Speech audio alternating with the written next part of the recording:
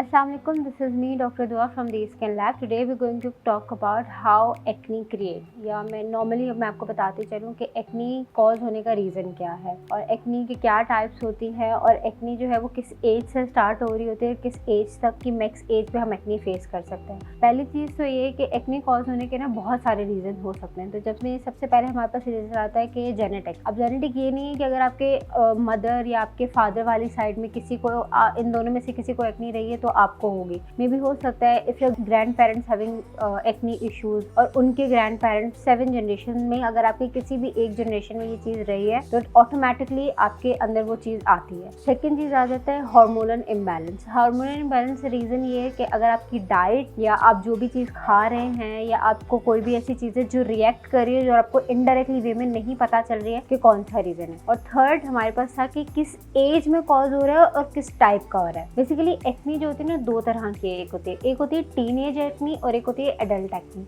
Teenage when you hit your puberty, यानी जब आपको मेंस्ट्रुअल साइकिल आपका स्टार्ट हो जाता है तब बहुत सारी लड़कियों में एक्नी के कॉज हो जाते हैं। लेकिन एज इन बॉयज जब उनको हार्मोनल चेंज आता है यानी when they get into their teenage तो उनके रीजंस डिफरेंट होते हैं। तो उस एज में जब आपको एक्नी होती है उनकी एक्नी मैक्सिमम 5 से 6 साल तक रहती है और मिनिमम किसी को 2 साल तक रहती है। उसमें एक्नी जो है ना वो माइल्ड फॉर्म में भी रह सकती है, मॉडरेट में भी रह सकती है और कभी कभी सिवियर भी हो सकती है। सिवियर आपकी उन केसेस में आती है कि अगर आप माइल्ड टू मॉडरेट वाली ही फॉर्म के अंदर अपनी उसकी ट्रीटमेंट ना करवा रहे हो और सिवियर उसके अंदर कन्वर्ट होती चली जाती है। एंड सेकेंडली, और वो सिवियर फॉर्म को अगर आप सही नहीं कर रहे तो it lead to acne scars which mean a dip in the skin, जो कि ट्रीटेबल है लेकिन उसका बहुत लंबा प्रोसेस हो जाता है। फिर हम बात करेंगे एडल्ट एक्नी की। अब बेसिकली एडल्ट एक्नी कब हो रही होती है? व्हेन यू अर्ली 20s और लेट 20s, राउंड अबाउट 24, 23 और 25 की एज में आपको होता है। कभी कभी 28 की एज में भी होता है और it will last long till 30-32, not more than that. कभी कभी हार्मोनल इम्बैलेंस की वजह से 35 तक भी एक्सीड हो जाता है या ऑन एंड ऑफ एक्नी रहती है ड्यू टू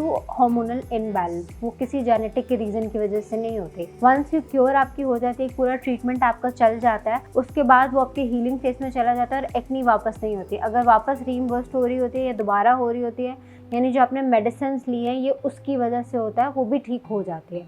अब हम बात करेंगे कि एक्नी होती क्यों है। बेसिकली हमारी स्किन के अंदर पोर्स होते हैं। वो पोर्स इसलिए होते हैं ताकि हमारी स्किन ब्रीथ कर सके। हम जो भी चीज़ें स्किन पर लगा रहे हैं या हम जो कुछ खा रहे हैं, even we are doing exercise, तो थ्रू स्वेटिंग वो चीज़ें जो है ना वो बाहर आ जाती हैं, विच इज़ वेरी गुड। आपकी स्किन को सांस लेने के लिए एक प्लेटफॉर्म मिल जाता है। सेकेंडली, अब पोर्स बहुत बड़े भी होते हैं, बहुत छोटे भी होते हैं।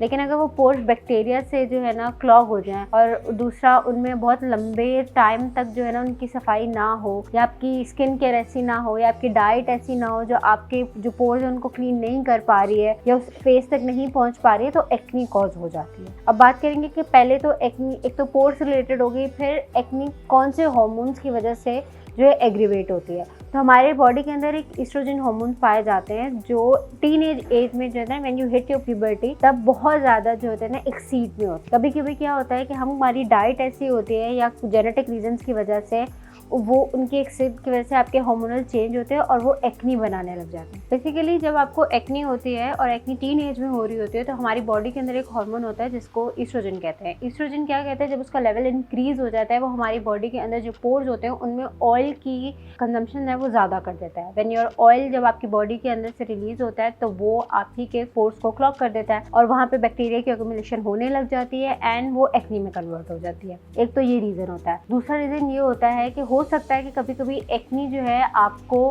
हार्मोनल इम्बैलेंस की वजह से टीनेज से पहले ही हो जाए। उसमें आपकी डाइट बहुत ज़्यादा ज़रूरी होती है। जिस तरह अगर आप बहुत ज़्यादा डेयरी चीज़ प्रोडक्ट्स यूज़ कर रहे हैं, अगर आप बाहर का बहुत ज़्यादा खा रहे हैं, अगर आप लोकल प्रोडक्ट्स बहुत ज़्यादा अपनी डाइट में यूज़ कर रहे हैं तो उसकी वजह से भी एक रीज़न होता है कि आपको एक्नी कॉज होती है। तीसरी चीज़ होता है कि कभी कभी व्हेन लैक्टिंग मदर जो होती है उनमें हार्मोनल चेंज होता है। जब उनमें हार्मोनल चेंज हो रहा होता है तो वो जब अपने बच्चे को फीड करवा रही होती हैं तो उस एज में भी आपकी बच्चे की हार्मोनल साइकिल इम्बैलेंस हो रही होती है।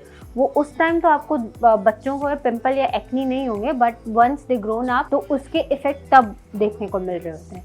क्योंकि एक तो जब हम आफ्टर पोस्ट प्रेगनेंसी के बाद कुछ ऐसी मेडिसिन ले रहे होते हैं और उसके बाद जो मदर होती है वो पोस्ट जो है ना प्रेगनेंसी डिप्रेशन में भी जाती है, तो बहुत ज़्यादा आपके हार्मोनल इम्बैलेंस होते हैं। थर्ड चीज़ is basically stress play a very important role in our hormonal imbalancing. जब आपकी बॉडी के अंदर कोई चीज़ जो है चेंज हो रही होती है तो स्ट्रेस की वजह से आपके बालों का भी गिरना होता है, आपके पोर जो हैं वो ज़्यादा एनलार्ज हो जाते हैं, जिसमें आपकी ऑयल की कंजम्पशन ज़्यादा होने लग जाती है। या दूसरी चीज़, अगर आपको पसीना बहुत ज़्यादा आता है, पसीना itself is a bacteria, right, तो वो भी उन पोर्स को जाके क्लॉग करता है और आपको एक्नी का इशू होता है। थर्ड चीज़ है आपकी improper skin care. Improper skin care से रिलेटेड कि अगर आपको आपकी स्किन टाइप पता है लेकिन आपको ये नहीं पता कि आपकी स्किन किस तरह जो है किस चीज़ों पर रिएक्ट करिए। जैसे अगर आपका टी जोन ऑयली है या किसी का जो है ना सिर्फ चीक एरिया ऑयली है या चिन एरिया ऑयली है, तो नॉर्मल जो है ना लोग उन जिस स्पेसिफिक एरिया को ठीक करने के लिए पूरे फेस पर वो अनरिक्वायर्ड प्रोडक्ट इस्तेमाल कर रहे होते हैं, जिनसे वहाँ पर भी एक्नी कॉज होने लग जाती है। तो it's very necessary to know your skin type. तो उस हिसाब से आप प्रॉपर स्किन केयर करें। स्किन केयर के साथ साथ आपका होता है कि स्किन साइकिल से रिलेटेड, जैसे अगर आप क्लेंजर यूज़ कर रहे हैं, क्लेंजर के बाद अगर आप कोई सीरम्स यूज़ कर रहे हैं, चाहे वो रेटिनॉल है, चाहे वो विटामिन ए है, vitamin E, vitamin C and many other,